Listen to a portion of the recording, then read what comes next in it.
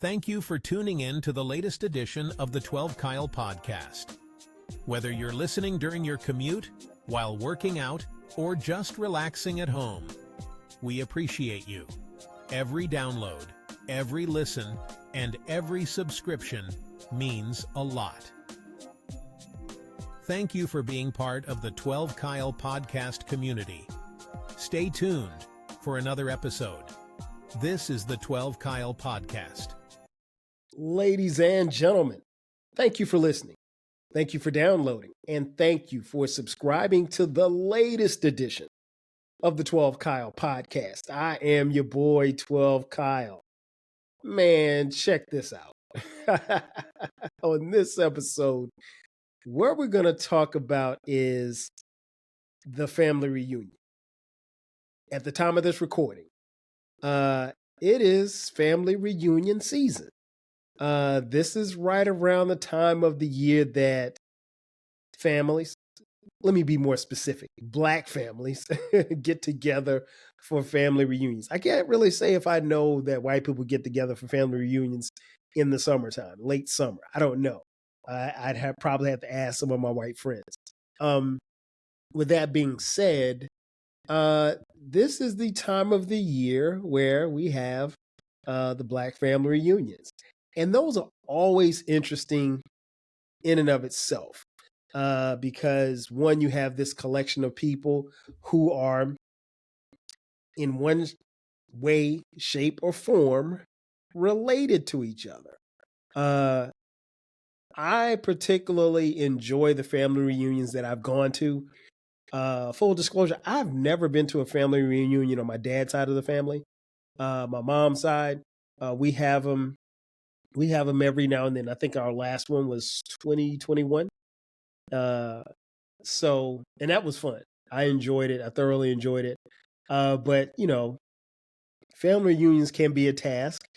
They can be a bit overwhelming if you're planning it. And I know that because my wife, Sharice, she and her cousin T, they actually planned family reunions twice on her side.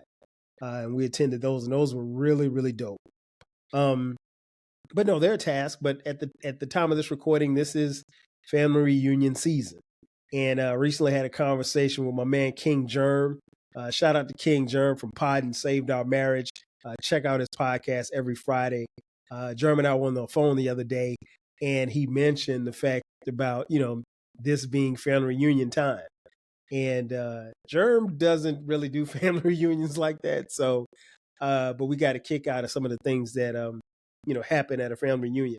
Also, big shout out to the homie, Scott Thomas. Scott Thomas is a proud alum of, there it is, South Carolina State University, just like me. I believe Scott graduated in 1992, but Scott and I were on the phone the other day, and he had called me to talk about another episode, and I appreciate Scott for tapping in as he does. But we got on the subject of this thing, and he actually gave me a couple of gems, things to kind of discuss on this podcast. But yeah, so family reunions they're interesting, particularly for us as Black people. But full disclosure, if you don't know, if you're not watching on YouTube, first and foremost, thank you for watching. For those who are watching, make sure that you subscribe, share it, and tell a friend. I'm Black, so I've only gone to Black family reunions. But the thing that we all kind of notice, and I'm not speaking out of place in saying this, is that there's a certain thing or things that happen at family reunions. And one of them is the people that actually show up for said family reunion. So in this episode, what I'm going to do is talk a little bit about the people that show up for the family reunions. Again, all of them are your family. So, as much as you want to kind of clown them, or you can't really disown them. I mean, you can say, oh, that's my fifth cousin, so I don't even care. But in reality, that's your family. And we don't have any control over who we're related to, right? So I've got a couple of people that show up for the family reunion. And these are no particular order. Number one, the family members that don't pay, they show up for the family reunion. I don't really know why you would show up for a family reunion if you didn't pay. There are costs that are involved with family reunion because you have to have lodging, you want to buy T-shirts and with the family name on it and heritage, and they might have a design with the names of your ancestors, and your lineage, and they may even have your name on it, or at the very least your family's name. So there's some cost involved. So each family or family members have to pay a certain amount of money to come to the family reunion. Well, there's always the cousins that don't pay and they show up anyway.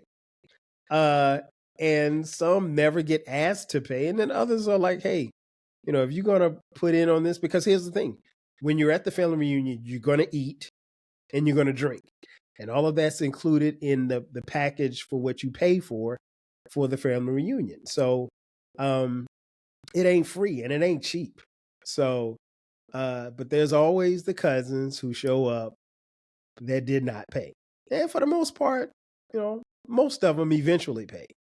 I've seen a couple of instances where people showed up and didn't pay and stayed.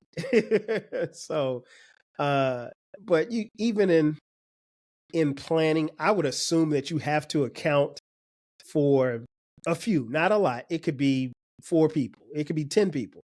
You have to you have to have an overage to some degree because there's going to be some that are going to show up that did not pay. But if you're listening or you're watching and you're going to a family reunion, pay your money. Come on now. Don't wait to the last minute. I know that's easier said than done because stuff comes up and family reunions normally happen right before the kids go back to school.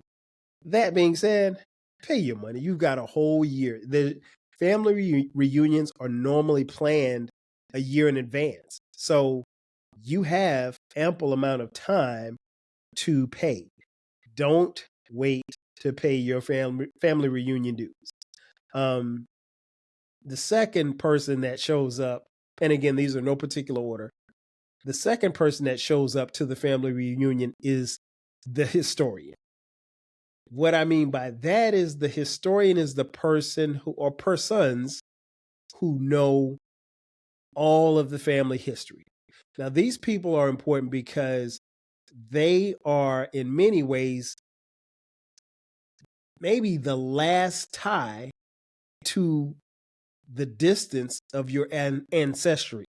So if you've got that, triple OG uncle that is the historian, he's the family historian, and let's say he's 85 years old. He not only knows, the great, great, great grandparents, and he could tell you about how they were slaves, but he also knows the shorties that are running around, the last generation of millennials that are running around that are having kids and will be the next crop of adults, in the next 20 to 30 years. And the historian is very necessary because 1, they provide the history, and then 2, again, they're the bridge. And if you can come across the historian at your family reunion, do yourself a favor. Pull him or her to the side and get some game. I mean, get some real game from them because they know and probably have seen it all. If you have someone at the time of this recording that's 85 years old in your family, they've seen and been through damn near everything. And in my case, in my family, our last family reunion, like I said, was in 2021. They could trace our family history back to my great great grandparents who were slaves, right? And so that's deep. And they have stories about them. And you can't, as these people are elders, if you will, if they transition, or when they transition, should I say, they are the last lines of information. And so it's imperative that you get that information from them before they leave. So the historians are a very key piece of your family reunion.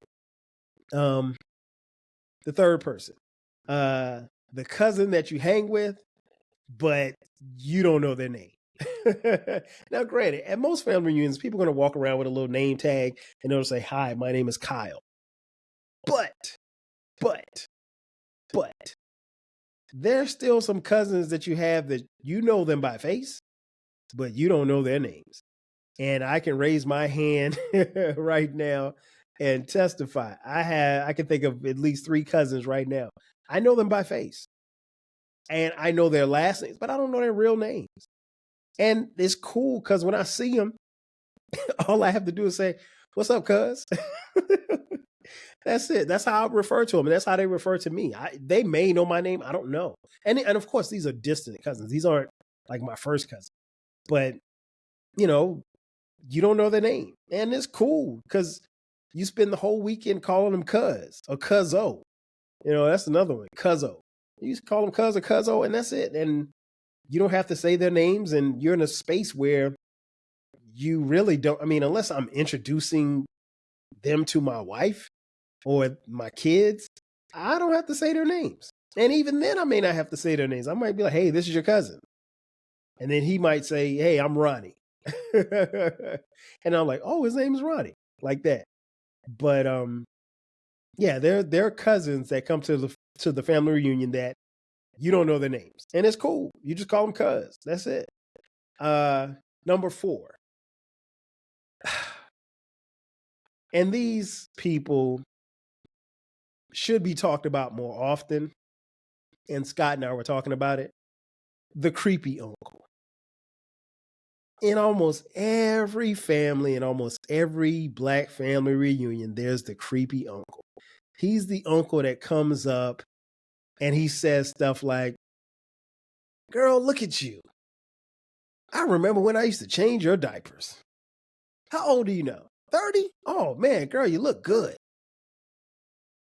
No. No. No. No, go sit down, old timer. That's not cool. That's not cool because it's giving off, creepy uncle vibes. You're the creepy uncle. If she's 30 years old, she doesn't need to be reminded that you changed her diapers at 30. And you're looking at her like, if you weren't at this family reunion, you would try to holler. And then some may. And that's crazy because no, it's not okay. And that goes down a whole nother road that we don't even want to talk about, but should be discussed. But yeah, there's quite a few creepy uncles that make comments like that. They're at the family reunion. Now, I will say this much. They weren't at my family reunions, but I do know that they exist. Number 5, the cousin that gets high all the time. And when they come through, they got the best weed that you ever want to be around. Now, full disclosure, I don't smoke. I've never smoked weed before in my life, but I don't mind being around weed heads. And I've been around mad weed heads in my life. And weed heads, when they're really, really high, are some of the funniest people ever. And they tell some of the best stories ever. And they tell some of the best jokes ever. And so that's why I enjoy being around left-hand cigarette smokers. But your cousin that gets high all the time, that's probably got the best weed, they're at the family reunion. And you know what? The more that I think about it, that's probably King Germ. King Germ is probably that cousin who gets high and has the best weed because we know King Germ smokes, right? And he probably has like the greatest of weeds. So yeah, he's probably got good reefer. Shout out to King Germ. The next person, number 6, the aunt and uncle who do nothing but argue all the time at the family reunion. Listen, these people exist. Again, I'm not going to say that they existed in my family, but I've seen them before.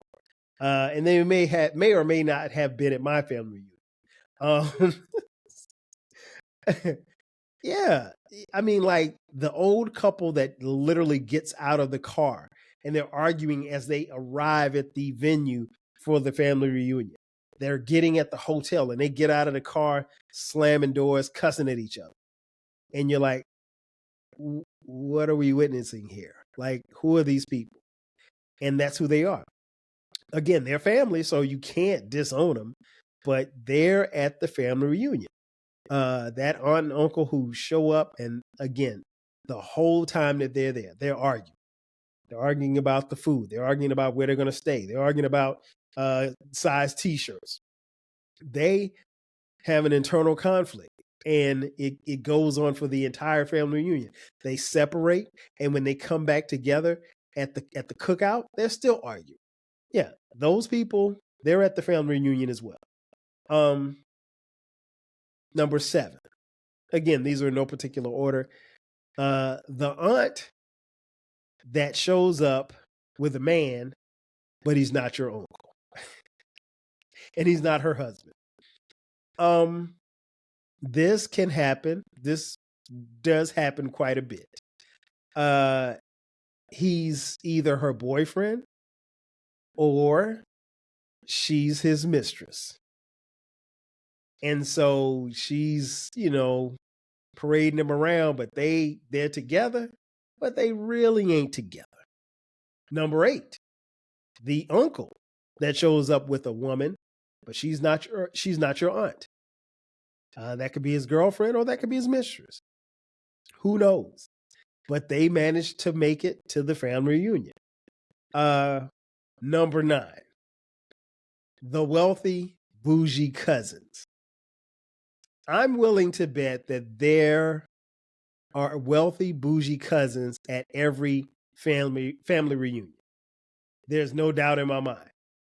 Do I have them in my family? Probably. I don't want to call them out, but I'm sure they're going to hear or listen to this podcast. You know who you are.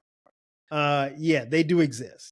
And that's just Black folks, because that's how we are. And we cool like that. We fly like that. I'm not going to knock it. But we do have the wealthy Black bougie cousins that show up at the family reunion and their nose is higher than a 747. They're happy to be there, but they're also looking down on the functions as they move about.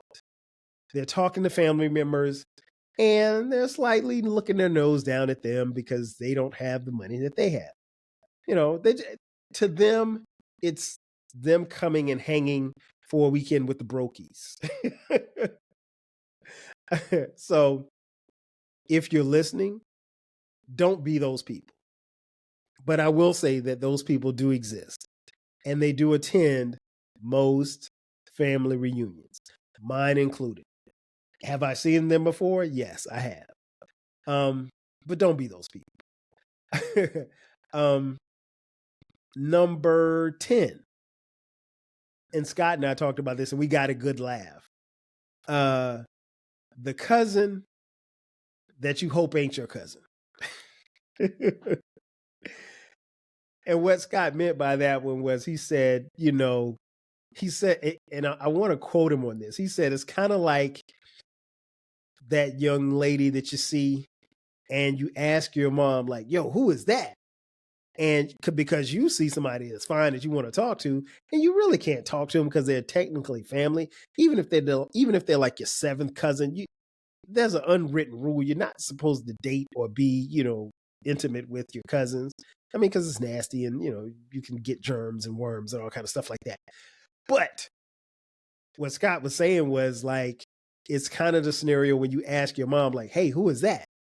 And he said, when your mom starts off the sentence like this, well, when she starts off like, well, that means it's a cousin that's way down the line. And in our minds, especially when we were younger, in our minds, that means that's somebody we could talk to. So that's the cousin that you hope really ain't your cousin. They show up at the family reunions.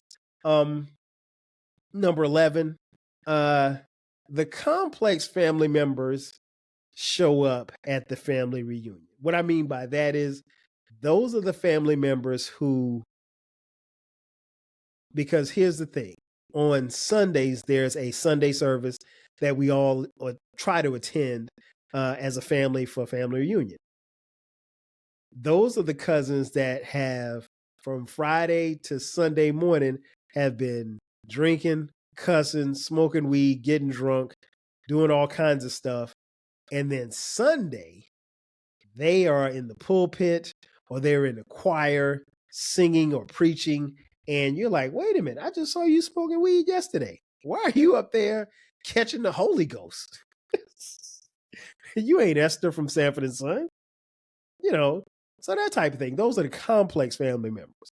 I'm willing to bet that they are at most family reunions. So that's that. And last but not least, number 12, the gossipers. There are gossipers at every single family reunion. And how do I know? Because normally the family reunion gossip gets out and gets spread out, and it's normally done by those who run their mouths all the time. And you're going to have that at any family. I don't care who you are. I don't care, especially if you have a big family reunion. There's going to be people that are going to be talking about each other in the family and spreading gossip before you even leave the family reunion. And now, given the fact that there's social media, you can put it out at the push of a button. So the gossipers, hopefully they're not a lot at your family reunion, but I'm willing to bet they're more than a few. Don't let them be you. That's what I say. But they are definitely at the family reunion. So, just try not to be those people. Last but not least, you gotta play music at the family reunion. Now, here's the thing. If you hire a DJ, the DJ can't be whack, and the DJ's gotta play some staples for the family reunion. When you ask what are the staples? Here's just a few. You gotta play September by Earth, Wind, and Fire. Listen, that song is a forever jam. And it's something that'll get the younger folks moving.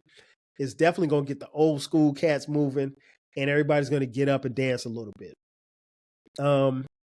Another one. Before I Let Go. Frankie Beverly and Maze. No disrespect to Beyonce, but Beyonce's version of Frankie Beverly's Before I Let Go doesn't get played at the family reunion. The original does. You can't play Beyonce's version because the original obviously is the better version, even though I like Beyonce's version. But no, that's got to get played. That gets played at every Black family reunion. I don't care where you are. And if you play that, you got to play Outstanding by the Gap Band. Come on, man. That's still my joint. That's still my joint. What else? Oh, Summer Breeze by Kool and the Gang. Definitely gets a lot of play at the family reunion. Another one that symbolizes the times, Good Times by Chick. Listen, there ain't no family reunion without that song. Let me see. Let me give you two more. These two are obvious. If you're at any family reunion, We Are Family by Sister Sledge has to be played. That's a given. There's no ifs, ands, or buts about it. That song will definitely get played. And last but not least, it could be number one at the top of anyone's list. Family Reunion by the OJs. That song is forever played at every family reunion. It is very apropos. I'm sure they made that with the idea of this song will stand the test of time because it truly has. And, never get tired of hearing it. I mean, you can't beat the OJs. Now, what becomes interesting is when you play these songs at a party or a cookout or what have you, there's going to come a point in time where the young folks, they're tired of hearing these songs. They don't want to hear these songs. They want to hear some songs where they can get up and dance to and jump around and bump into each other. So the DJ is going to have to play the latest Megan Thee Stallion song or the latest Beyonce song or the latest bop. The problem is it's got to be the clean version. It's got to be the clean version. If you're not playing the clean version, you got to get out of here, DJ. And then, of course, you got to play the line dance songs, you know, the wobble, the electric slide. I told you I don't wobble and I don't electric slide. And any other line dances you can think of. Cha-cha slide, the boogaloo slide, the shrimp slide. I don't know. You know what I'm talking about. But overall, in conclusion, family reunions are dope. They're a chance to, you know, bring the older generation and have them mingle and, you know, be honored and saluted and loved on, because that's what's necessary. But it's also a chance to take the younger generation, put them in the front and let them understand what their history is. Because here's the thing, if you live in this world, particularly in this country, you will see that there are people who are trying to remove your history from you. And you will never have to rely on a textbook or course to tell you who you are and where you came from when you have these group of people in your community, in your own family, that can tell you your story and where you came from. The problem is those people are slowly but surely transitioning and leaving this earth. So it's very important that our elders pass along as much information to us as possible, for us to pass it along to our kids, and ultimately for our kids to pass along to their kids, and so forth and so on. Because many, many years from now, 100 years from now, there just might be a 12 Kyle family reunion. And they'll say, hey, remember 12 Kyle? He was married to Sharice and they had 4 kids. That is my great, great, great, great, great grandfather. And he had a dope podcast and everybody listened to it. And we should press play and listen to this episode and hear him talk about us, because he just did. Ladies and gentlemen, that's going to do it for me. Thanks again for checking out this edition of the 12 Kyle podcast. If you haven't done so, be sure to subscribe to the podcast. You can find the podcast anywhere we drop new episodes every Thursday at midnight and every Sunday at midnight. The podcast is everywhere. Wherever you get your podcast, that's where you can find us. So make sure that you download and subscribe, and then share it with a friend and a friend and another friend. If you're on YouTube, thank you for watching. Subscribe there on YouTube as well. Hit the notification button. That way you will get notifications, because the YouTube episodes actually come out before the audio episodes. The great thing about the YouTube episodes is that we give you not only the audio, but we give you the visual as well. If you are on social media, hit us up on social media at 12 Kyle, at 12 Kyle Podcast. I'm on Twitter X, Facebook, Instagram, Threads. We have our own TikTok page at 12 Kyle Podcast. And if you want to contribute to the show financially, hit us up, $TWELVEKYLE on the Cash App. And we also sell merch. In your description box, you can see a link that says merch. Click that, and you can buy 12 Kyle Podcast t-shirts, hoodies, coffee mugs, posters, you name it. We got it at a very, very low price for you. So again, I am your boy 12 Kyle. Thanks again for checking out this edition of the 12 Kyle Podcast, and I will catch you guys next time. 5,000. Thank you for tuning in to the latest edition of the 12 Kyle Podcast. Whether you're listening during your commute, while working out, or just relaxing at home, we appreciate you. Every download, every listen, and every subscription means a lot. Thank you for being part of the 12 Kyle Podcast community.